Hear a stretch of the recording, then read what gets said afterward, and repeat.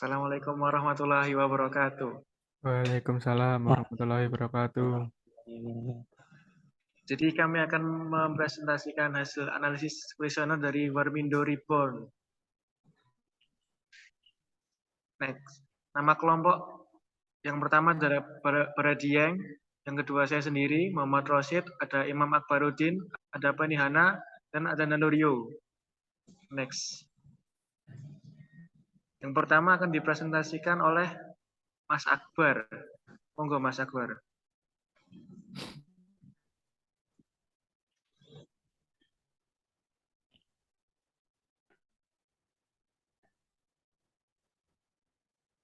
Ya, bisnis yang menjadi pembahasan dalam kelompok kami adalah Warmindo Reborn.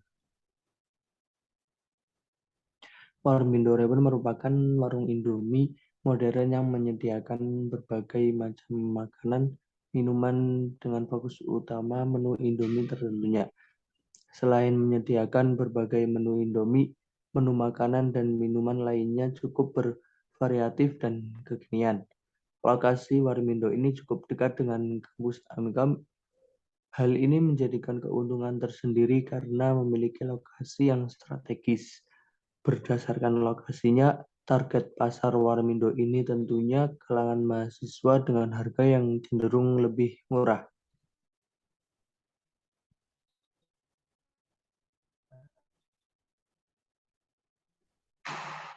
Selanjutnya, permasalahan yang akan kami analisa sehingga memerlukan survei yaitu berdasarkan survei yang telah kami lakukan, terdapat beberapa permasalahan yang menjadi pokok pembahasan. Hal ini bertujuan untuk meningkatkan grafik penjualan Warmindo Reborn. Adapun beberapa masalah yang menjadi pokok bahasan kami yaitu harga, pelayanan, kualitas, dan juga kepuasan konsumen. Di mana dengan melihat grafik pembelian untuk menambah ketersediaan produk yang lebih dinikmati konsumen dan dinikmati harga yang murah akan melihat tanggapan konsumen mengenai Warmindo Reborn.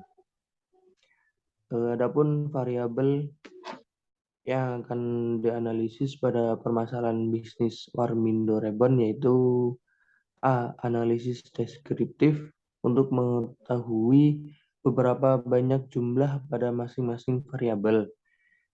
B. Deskriptif statistik yaitu untuk mencari tahu min, median, modus, minimum, maksimum, standar deviasi, dan varians pada variabel tertentu.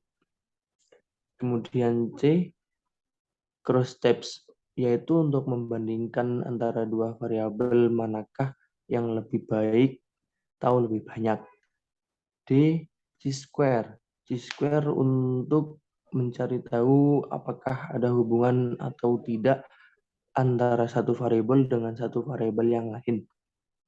Yang terakhir yaitu E, analisis uji normalitas data untuk mencari tahu apakah penjumlahan pada variabel tertentu dapat berdistribusi secara hormat atau tidak. Terima kasih. Saya kembalikan ke moderator.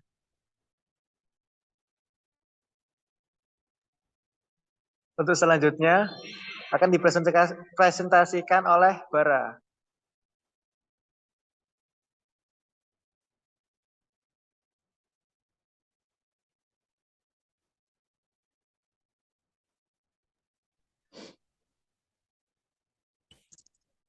Oke, untuk selanjutnya yaitu ada pertanyaan. Di sini kami memiliki beberapa pertanyaan yang kita buat sebagai alat survei yaitu ada 4 bagian. Yang pertama bagian X1 sebagai alat survei terkait pelayanan. Lalu selanjutnya pada bagian X2 merupakan pertanyaan sebagai alat survei terkait dengan harga. Selanjutnya pada bagian X3 merupakan pertanyaan sebagai alat survei terkait kualitas produk. Dan yang terakhir yaitu bagian Y, yaitu di mana pertanyaan sebagai alat survei terkait kepuasan konsumen terhadap bisnis yang kami survei. Dan untuk menjawab keempat pertanyaan di atas, kami menggunakan metode skala Likert, di mana jawaban dari pertanyaan terdiri atas 5 pilihan, yaitu pertama STS, sangat tidak setuju, kedua TS, tidak setuju, ketiga N, netral, keempat S, setuju, dan kelima SS atau sangat setuju. Oke, selanjutnya tabulasi data. Di sini kami akan melakukan beberapa cara melakukan tabulasi data pada SPSS dan ada beberapa poin-poin penting dalam input data pada proses tabulasi, yaitu poin-poin penting yang pertama adalah nama, di mana berisi nama variabel, tipe disesuaikan dengan jenis variabel yang dimasukkan, width atau menentukan panjang karakter angka yang akan ditampilkan, desimal, menentukan jumlah angka belakang koma, menerangkan identitas variabel, selanjutnya ada value, memberikan nilai pada data, dan selanjutnya ada missing, memberikan keterangan apabila data kosong atau hilang. Lalu yang ke-8 ada kolom, di mana ukuran kolom di layar editor. Selanjutnya ada eling sebagai perataan data, dan yang terakhir ada measure, yaitu menentukan skala pengukuran data yang dimasukkan. Oke, selanjutnya ada tipe variabel. Tipe variabel dibagi menjadi beberapa, yaitu numerik berupa data angka, koma berupa data angka dengan pemisah, dot berupa data angka dengan pemisah juga. Lalu selanjutnya ada sanctification, yaitu data angka dengan notasi matematika. Selanjutnya ada date, yaitu tanggal data atau data tanggal. Selanjutnya ada dollar, yaitu data angka dengan tampilan dolar.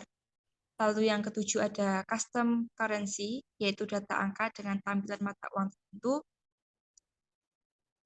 Yang kedelapan ada string, yaitu data teks. Dan yang terakhir ada restricted numeric, yaitu hanya data angka diawali dengan angka 0 sesuai panjangnya.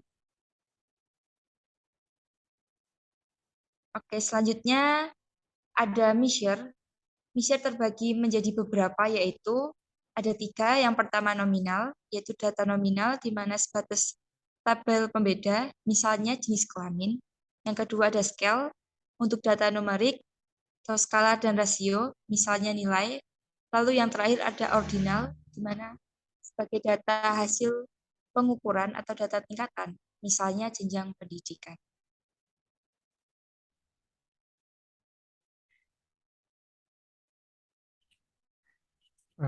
Dan berikut ini adalah bagaimana cara untuk menginputkan data ke dalam SPSS. Yang pertama, tentu saja buka terlebih dahulu SPSS-nya, kemudian klik File, Open Data, lalu cari file yang ingin diinputkan. Lalu klik Open.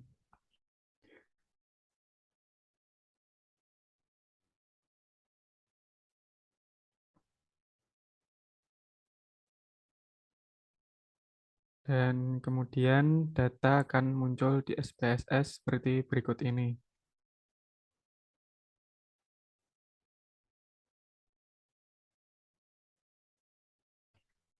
Selanjutnya saya akan menjelaskan hasil output data dari SPSS. Yang pertama ada bar chart. Dari diagram batang di atas, dapat disimpulkan bahwa dari total responden yang mengisi kuesioner, 81 diantaranya memilih harga murah yang dijadikan pertimbangan dalam datang ke Warmindo, sedangkan 10 responden memilih pelayanan cepat dan 11 responden lainnya memilih tempat luas sebagai hal yang dipertimbangkan untuk datang ke Warmindo.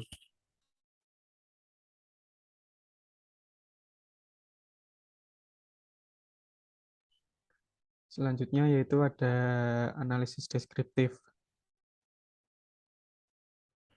Hasil analisis. N adalah jumlah data yang diproses, yaitu sebanyak 102 data. Kemudian mean adalah rata-rata tingkat pelayanan terhadap 102 responden sebesar 3,68. Median adalah titik tengah data yaitu 4. Mode yaitu adalah data yang paling sering muncul adalah 4. Minimum adalah tingkat pelayanan yang paling rendah yaitu 1, sedangkan maksimum adalah tingkat pelayanan yang paling tinggi yaitu 5.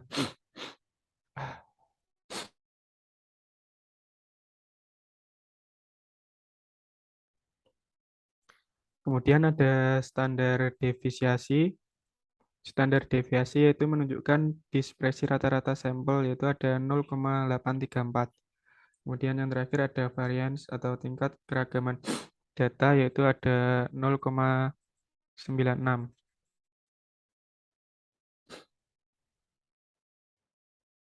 Kemudian ada hasil analisis cross-tab.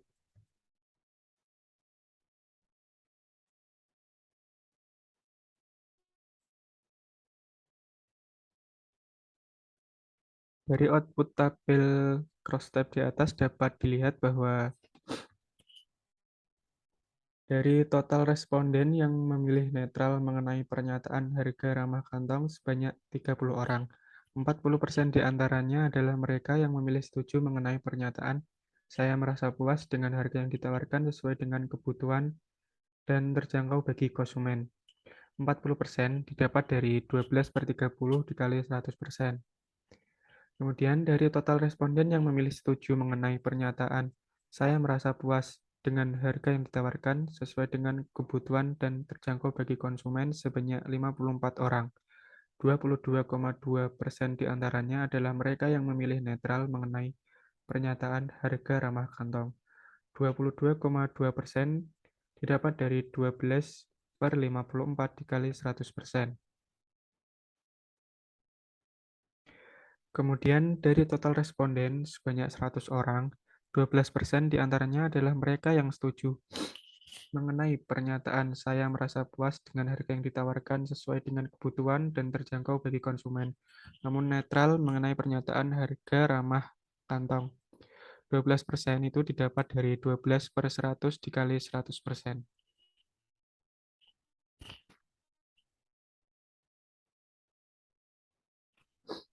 Kemudian karena kedua variabel yang akan dianalisis merupakan data kategorik, maka digunakan kuadrat atau chi-square dalam analisis statistiknya sebagai berikut.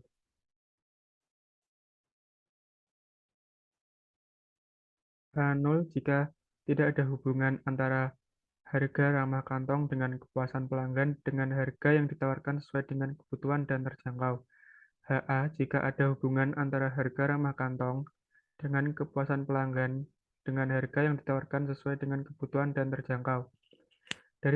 Dari output didapat nilai X2 hitung yaitu persen chi-square adalah 54,175. Dengan signifikansi 0,0. Karena signifikansi di bawah 0,05, maka H0 diterima, sehingga dapat disimpulkan bahwa tidak ada hubungan antara harga ramah kantong dengan kepuasan pelanggan dengan harga yang ditawarkan sesuai dengan kebutuhan dan terjangkau.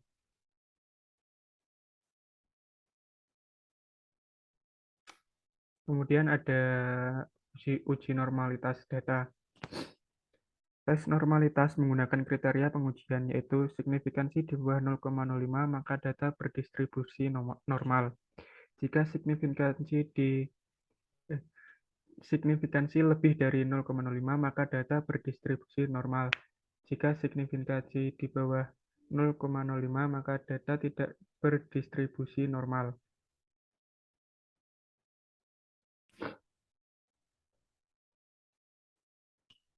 Karena jumlah data lebih dari 50, maka untuk hasil yang lebih akurat kita hanya perlu memperhatikan nilai signifikansi pada Kolmogorov Smirnov. Pada data penjumlahan variabel Y, nilai signifikansi di bawah 0,05, yaitu 0,0. Maka data dinyatakan tidak berdistribusi secara normal.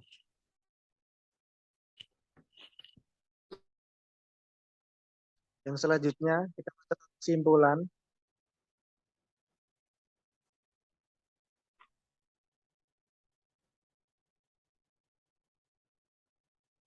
Yang pertama yang bisa kita simpulkan dari total responden yang mengisi kuesioner ada 8 orang, diantaranya memilih harga murah yang dijadikan pertimbangan, sedangkan 10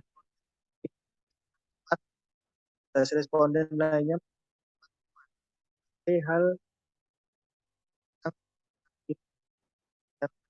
dari total responden yang mengisi disimpulkan bahwa antara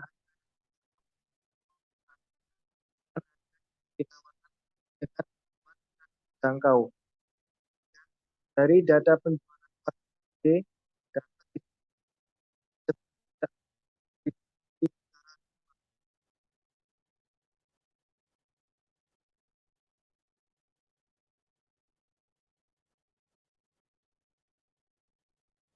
next.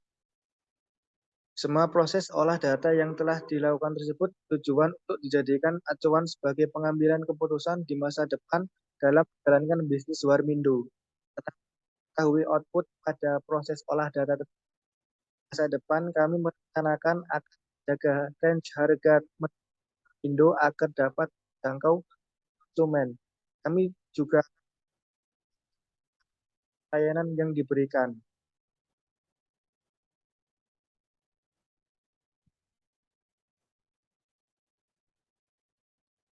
Next. Terima kasih, cukup sekian dari kelompok kami. Kurang lebihnya mohon maaf. Wassalamualaikum warahmatullahi